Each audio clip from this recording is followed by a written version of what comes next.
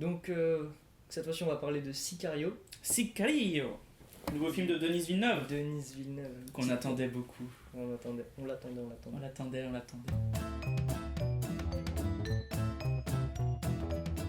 Donc Denis Villeneuve, Sicario, son nouveau film. De Denis Villeneuve. Après Prisoner c'est Enemy, je crois que c'est les deux derniers. C'était ça. Les deux Sans Jake derniers. Gyllenhaal. Quel dommage, quelle tristesse. Remettons, mon ami, remettons. Remettons, il reviendra plus tard, Jake. I will survive, bitches. Je Je te laisse commencer, qu'est-ce que t'en as pensé? Alors, moi, franchement, j'ai bien rien. aimé, moi j'ai bien kiffé. Il était assez lourd quand même. Très très bon. Donc, je sais pas exactement par quoi on commence.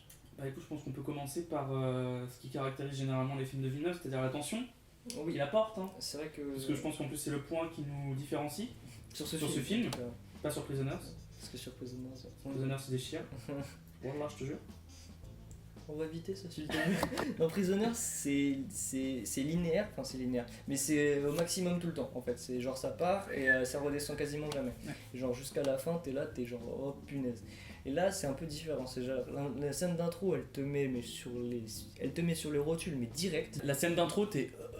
Je me suis dit si tout le film il est comme ça, je vais gerber avant la fin quoi. Vraiment sur le coup, je m'y attendais pas. Parce que, tout simplement, je m'y attendais pas. Finalement, il y a cette scène d'intro en fait qui Elle monte met la barre tension. super haut. Voilà, elle met la barre super haut, elle monte la tension d'un coup, très vite et vraiment très fort. Il y a rien Et en fait. Il y a rien avant, c'est direct. Ouais, c'est genre boum, t'étais pas prêt, bah ta gueule, tant pis. Après, ça redescend. Ça redescend, c'est logique, enfin, dans l'histoire en tout cas, ça paraît logique que ça redescende, mais au final, ça remonte quasiment jamais au même niveau en fait. Non. Donc du coup, il y a ce petit côté qui est un petit peu dommage parce qu'au final la tension dans le film est bien. C'est globalement c'est assez la tension reste toujours très très forte, mais par rapport à la scène d'intro qui a tellement vendu du rêve un peu que t'es jamais au même niveau de tension. Ouais, bah moi justement c'est ça qui m'a dérangé je pense, tu vois.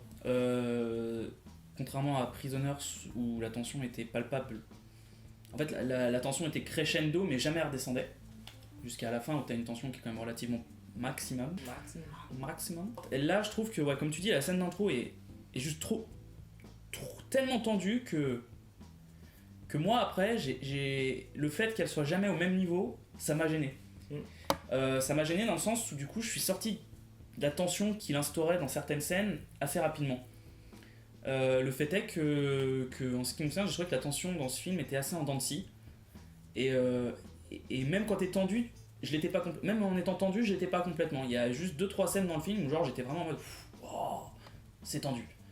Voilà. Comme le style de ma grand-mère, bitch. A few moments. One eternity later. Voilà, pour finir la critique de Sicario, après avoir Virer le monteur, le technicien. Le technicien.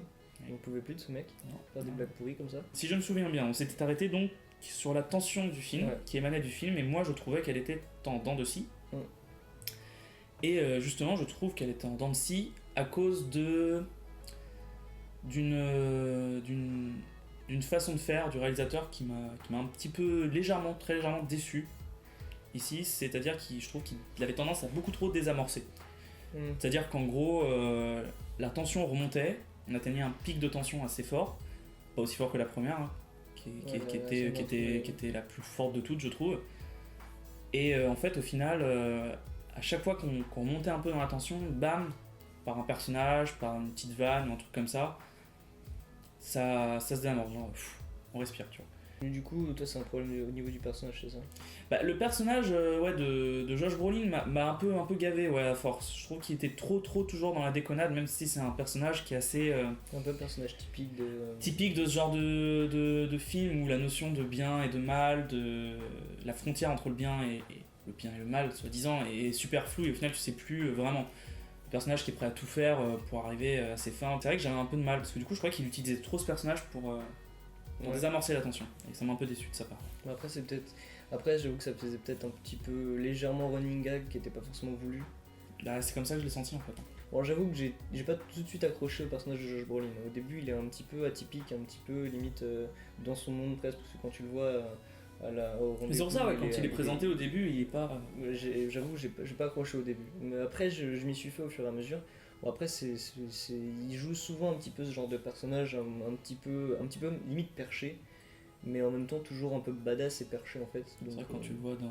Comment il s'appelle Inherent Vice. Inherent Vice, oui, Inherent Vice, il est complètement à l'ouest. En parallèle, t'avais le personnage de Benicio del Toro qui lui était vraiment à fond dans son truc. Bah, il avait une ligne directrice Ouais, c'est et ça. son Et, personnage, tu sens qu'il va aller jusqu'au bout. Voilà, du coup, c'est vrai qu'il y avait il y avait un côté, il y avait un petit peu vraiment le mec sérieux à fond. Et c'était limite une sorte de bon flic, méchant flic, mais Mais le bon flic est aussi quand même relativement mais tu méchant. vois, amélioré, mais genre,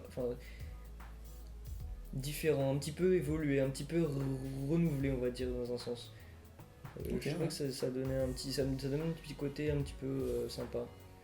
Moi, du coup, j'ai pas été. Moi, Ouais, t'as pas ressenti ça. moi, de toute manière, j'ai trouvé que la tension était assez palpable tout au long du film. Alors, je dis pas, il y avait des petites séances de creux, des petits moments où il y en avait moins.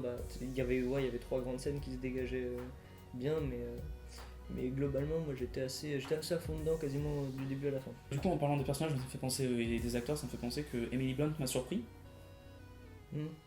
Elle était très juste pour une fois. Contrairement à d'habitude où elle est très, toujours à peu près la même chose, je trouve toujours à peu près le même style de jeu. Là, ça me fait bizarre de l'avoir dans un rôle comme ça, assez sérieux pour le coup. Mais j'ai trouvé vraiment très très très, très bonne. J'avoue que moi, j'ai eu une énorme difficulté à me souvenir des actrices. Les actrices, je suis infoutu de les reconnaître. Enfin, si je les reconnais, mais je suis infoutu de connaître une actrice, genre si je la vois la première fois. Et Emily Blunt, je t'avoue que genre, je sais même pas ce qu'elle a fait d'autre là comme ça. D'ailleurs, tu sais que Benicio del Toro, il a commencé dans. Ah, elle a joué dans Looper. Dans un James Bond. Ah, voilà, c'est ça. Elle Looper. joue dans Looper. Ouais. Putain, mais je suis incapable de les reconnaître, c'est abusé, ça m'énerve. Dernièrement, elle a fait quoi d'autre Prends à partir de Looper, parce que c'est là où on a commencé vraiment à aller voir les films. 5 ans de réflexion. Je peux pas vu. Arthur Newman. Non. Into the Wood. Ah ouais, elle a joué dans le truc de Disney là, Edge Into the Wood. of Tomorrow. Edge of Tomorrow, ouais, c'est elle. Putain, c'est elle qui joue dans Edge of Tomorrow. Et si- Vache. Et Sicario, ouais, tu vois, donc dernièrement on la voit quand même dans pas mal de films. Ouais, c'est vrai. mais- Et autant moi, je trouve qu'elle jouait normalement dans. Elle arrivait à s'adapter dans Edge of Tomorrow. Mais c'est vrai que là dans Sicario, elle est vraiment dans un rôle complètement différent. Oui, là, quoi. c'est clair qu'elle a un rôle Elle vraiment. est pas à surpasse- contre-pied elle se complètement, surpasse, mais quoi, ouais, je trouve. elle surpasse Et de ouf. Bah, pour le coup, tu vois, là, c'est maintenant, je pense que je pourrais vraiment me souvenir d'Emily Blunt. Parce que Parce jusqu'ici. que ce rôle t'as. que j'ai vu 3 ou 4 films, enfin du coup ça doit être le 3e film que j'ai vu avec Emily Blunt et j'étais jusque là foutu de replacer sa tête, tu vois. Donc là clairement pour moi c'est vraiment un rôle qui la met vraiment sur le devant de la scène et qui montre son potentiel d'actrice et donc là c'est cool. Ce niveau là franchement c'était vraiment une bonne surprise. Il a une manière de filmer qui est très très bien. Pour le coup, il filme des endroits assez vides, vu que c'est des plaines désertiques, vu que ça se passe au Mexique et en Arizona, à Phoenix, il me semble, aux États-Unis. Bizarrement, moi, il y a beaucoup de plans qui m'ont fait penser à du Breaking Bad, parce que c'est vrai que Breaking Bad, c'était la première fois. Après, je sais qu'il y a eu d'autres films, hein, évidemment, mais c'était la première fois que je voyais des plans comme ça de plaines désertiques, pas un désert proprement dit, tu vois, comme ça peut être le cas dans les westerns, etc. Oui. Là, c'est vraiment des grandes plaines. Enfin. C'est une nouvelle façon de filmer ces grandes plaines désertiques, je trouve. En fait, c'est beaucoup plus moderne. Mais en fait, c'est ça. Je pense que c'est le mot. Enfin, je pense que moderne, c'est assez juste parce que, par exemple, moi, je prends sur moi mon expérience, c'est plus quand on voit des films souvent dans les plaines désertiques, soit c'est pas montré, soit c'est vraiment montré dans le cadre où t'es tout seul et tu sais pas vraiment ce que tu fous là. Alors que là, systématiquement dans Breaking Bad, il allait de lui-même dans ces plaines-là. Il était tout seul à chaque fois, mais visiblement il savait ce qu'il y faisait. Genre, Il était tout seul ou avec Jesse Pinkman, mais Jess. quand je dis il était tout seul, c'est-à-dire ils étaient 2 ou 3 maximum. Tu vois, Ouais, je vois. jamais vraiment nombreux. Et à chaque fois, il y allait pour la journée, donc le matin il était chez lui, il y va, il revient le soir et il est chez lui, quoi. Donc t'avais vraiment l'impression que c'était c'était limite tu vas faire ton marché, quoi. C'était un peu. J'ai retrouvé cette façon de filmer dans Sicario, moi. Ouais. C'est assez avec les grands panoramiques comme ça. Ouais, il y a des plans vraiment magnifiques dans Sicario. Tu te souviens le plan où c'est la nuit, t'as la voiture de flic qui roule comme ça, il commence à y avoir une espèce de tempête ou de pluie et que t'as un espèce d'éclair qui brise un peu tout en fait, et tu vois la voiture qui s'avance et en fait la route elle va du côté gauche bas du cadre et elle zigzague jusqu'au côté droit haut du cadre. Voilà, Enfin, c'est un plan que j'ai trouvé vraiment magnifique. Non mais oui, c'est vrai qu'il y a il y a des plans de fou, enfin des plans qui sont vraiment intéressants. Pour le coup, je trouve que ça, c'est savoir filmer son environnement, contrairement à le film dans les montagnes là, qu'on a adoré, qu'on avait vu. Oh non, vas-y, j'ai même pas envie de citer ce Comment il s'appelait? C'était...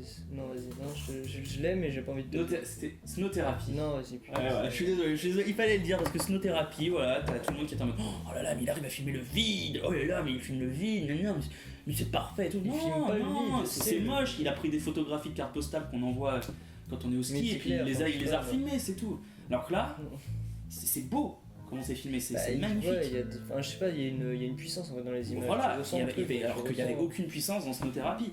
Tu regardes ça concrètement, tu te dis bon, le mec il sait pas, il a pensé un minimum à savoir où je vais placer la caméra, pourquoi je veux filmer comme ça. De toute façon, chaque plan, le mec il maîtrise, mais du début à la fin, quoi. Il maîtrise tout, quoi. Ouais, C'est un truc de ouf. De toute façon, ça se ressentait largement déjà dans Prisoners. Quand, je sais pas si tu te souviens, mais dès la scène d'intro, tu m'avais dit genre putain, je m'y suis pris. Ah ouais, non, mais dès la scène d'intro, de toute façon, il a une tendance à. Dès la scène d'intro, et bizarrement, Enemy, même si j'ai trouvé ce film beaucoup trop chelou pour l'apprécier, et beaucoup trop bizarre en fait, il me mettait vraiment mal à l'aise en fait. Surtout qu'il y a des araignées déjà de base. Ouais, bon, c'est sûr, en plus, toi, voilà, mais. Non, mais au-delà de ça, la scène d'intro d'Enemy est super mystérieuse et super cool et très prenante aussi, je trouve, tu vois. Dans son style là, dans ce style là. Elle imposait une ambiance directement. Ouais, voilà. C'était pas ultra fort ou quoi, mais il y avait. Ouais, mais disons qu'il a une certaine capacité à faire des scènes d'intro qui te mettent directement dans ses films. Donc donc clairement à ce niveau-là, c'est une réussite totale. Au niveau esthétique, visuel, c'est vraiment. Je te dis, même si je suis sorti de l'attention comparé à Prisoners où j'étais dedans tout le temps, le film il est quand même excellent, quoi. Je peux pas dire. Objectivement, c'est une réussite à tout point de vue. Ouais, clairement. Donc après du coup, vu qu'on l'a même pas dit, mais en gros ça parle des cartels. Ouais. Donc et en fait c'est un peu particulier, c'est que le film s'appelle Sicario, donc au début ils expliquent pourquoi Sicario. Sicario qui veut dire sicaire, qui veut dire tueur à gage. On oublie totalement que c'est un côté tueur à gage et du coup on vit le film dans le côté cartel, etc.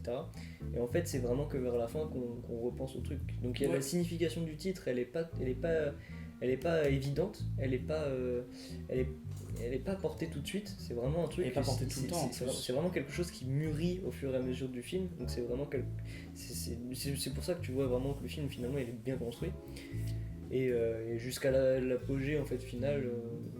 En plus, il fait toujours des titres avec un seul mot qui prend tout son sens à la fin des films. Ouais, c'est souvent ça. Enemy, c'est voilà. Prisoners, je t'en parle pas. Maintenant, Sicario. Et je suppose que même Incendie, que j'ai toujours pas vu, ça va être ça aussi. C'est vrai qu'il a fait un autre film. Mais ouais, certainement. Ouais, en tout cas, c'est un super réal. Hein, de toute façon, c'est très très bon. Bon, j'espère qu'il fera un film avec Jake Gyllenhaal parce que. Ah, non, mais Jake. Voilà, son gars Jake. On va pas parler de Jake. Un petit instant, pas spoil, mais. Non, arrête! Calme-toi, laisse-moi parler. C'était juste la scène de fin, comme je t'avais dit, où il se passe un truc, et en fait, juste, il dit une phrase qui a on va dire une connotation religieuse, mais on s'en fiche, c'est pas le problème. Mais surtout, en fait, il y a le plan est superbe en plus. Franchement, quand tu vois le plan dans l'ensemble, c'est vraiment superbe. Et juste, moi, c'est un petit détail, mais il fait un acte. Et en gros, il y avait un verre de vin au milieu. On le voit parce qu'en fait, en gros, il est au milieu de l'image. Moi, j'aurais bien aimé en fait que le verre de vin soit utilisé dans cette action. Et c'est pas le cas. C'est plus une petite déception personnelle parce que t'aurais aimé que ça aille jusque-là. En fait, voilà, quand tu vois le truc, tu te dis, oh, il va y avoir en plus une petite symbolique intéressante qui peut pousser un peu plus loin, tu vois. Et il y a pas, et tu te dis, bon, c'est un petit peu dommage. Peut-être, moi c'est vrai que ça m'a pas dérangé.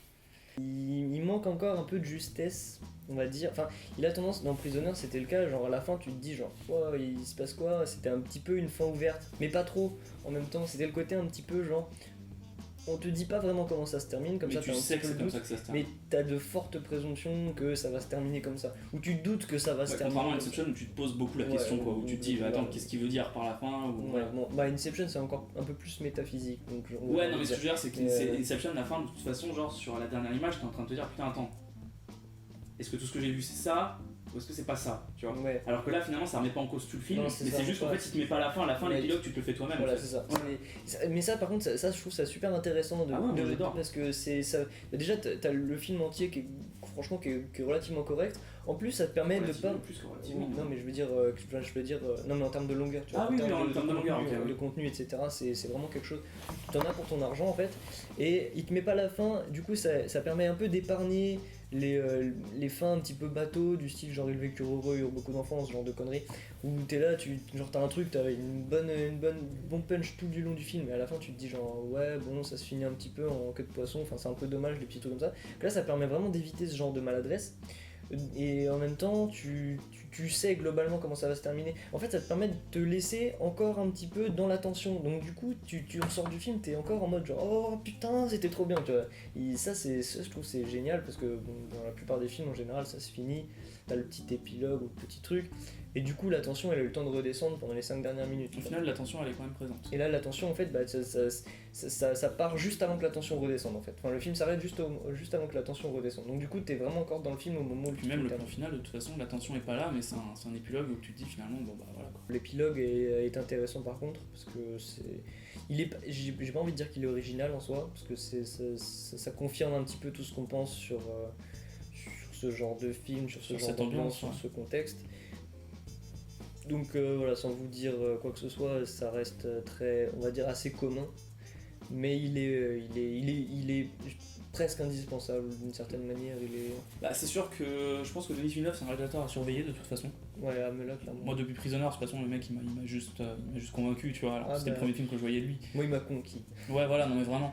pas Et je pense qu'il va continuer de faire des films où genre on va être assez sur le cul je Ouais. pense. J'espère juste qu'il retravaillera peut-être un minimum ses fins pour qu'elles soient un peu plus justes. Parce que je pense qu'il a encore. À ce niveau-là, je pense qu'il est sur la bonne voie. Parce que quand je vois Prisoners, pour moi, c'est une fin.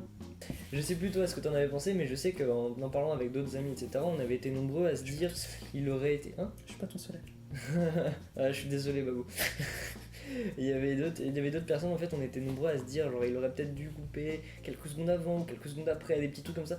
On se disait, c'était dommage, c'était pas à l'exact bon moment, mais ça restait super puissant malgré Ah tout. non j'ai pas chipoté comme ça, moi je suis pas chiant. Dans Ennemi, bon, j'étais un peu mal à l'aise, donc je le prends pas en compte, mais là, celui-là, je trouve que, par exemple, c'est un peu moins. Je trouve que c'est trop long par exemple. Bah, Je ouais, trouve que l'épilogue est pas utile. C'est un petit peu moins, enfin, c'est un petit peu moins bien fait. Enfin, on peut La mettre fin ouais. Une note. Ouais, je pense que tu vois, j'avais mis Prisoner, je lui avais mis 9 ou 10, mais je pense que je lui avais mis 9. Parce que c'était quand même pas Je l'avais parfait, mis, mais je crois que je lui avais mis 9, il me semble. Aussi. Donc je pense que là, je vais mettre 8. Ouais. Parce que malgré le fait que la tension était pas là, 7 c'est trop bas. Ouais. En ce qui me concerne. Donc je vais lui mettre 8, ouais. Moi je lui mets 8 aussi. Honnêtement, moi j'ai vraiment bien kiffé. J'étais à fond dedans tout le temps, donc un bon 8 quoi. Mais après ça valait, j'avoue, ça valait pas un Prisoners. Prisoners, moi ça m'a. Bah, Prisoners en plus, il y avait la surprise ouais, de voir, c'est peut-être ça de aussi, découvrir c'est un peut-être truc, ça c'est quand même impressionnant. C'est Sicario, Denis Villeneuve, 8, à voir. Voilà. Ok. Excellent film à voir. Dites pas au revoir. non.